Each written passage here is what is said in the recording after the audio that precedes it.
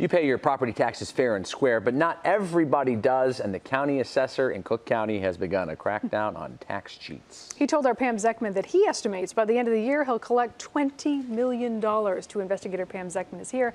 Pam, this is a long time coming. It is, Kate and Rob. It took 2 years for the Cook County assessor to get the new laws he needed to take this action, an effort that began after our report in 2011 on one of the biggest violators.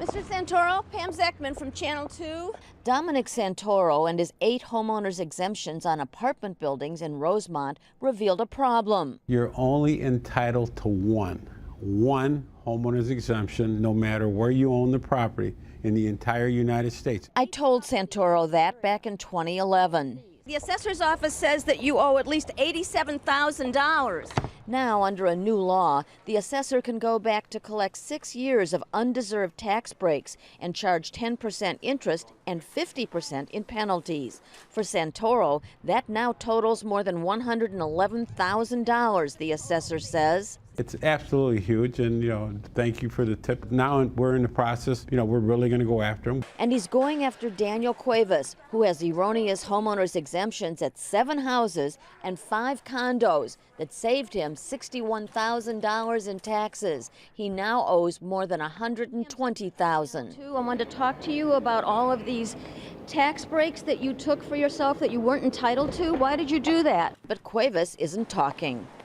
In another case, a now former assessor's office employee allegedly helped a property owner in her 40s get senior exemptions you're only entitled to when you're 65.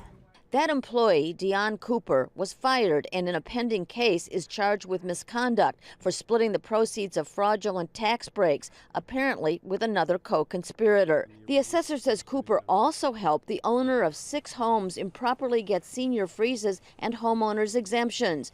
Now that owner, Nicole Chapman, owes more than $81,000 from her improper tax breaks. With interest and penalties, her total tab is more than $156,000.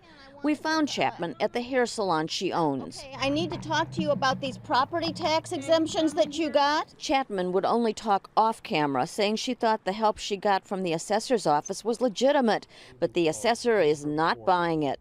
I intend to make sure that this office goes after every potential tax fraud cheat.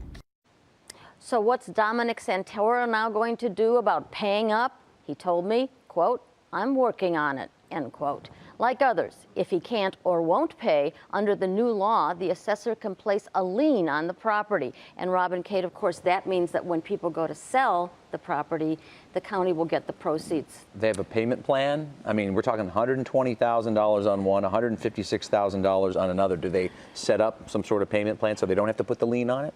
You can come in, you can have a hearing, you can contest some of this. If you lose, you have to pay up. If you don't pay up, then they're going to put a lien on your property. So as long as you're trying to pay, you're okay. You have to pay it up within a certain time or they're going to put a lien on. And if this is happening in this county, it makes you wonder is what's happening in other counties. Yeah, interestingly enough, this law was passed just for Cook County. And the question is, why don't the other counties do this? It's obviously going to be paying off for Cook County. Very financially lucrative for sure. Thanks. Thank you, Pam.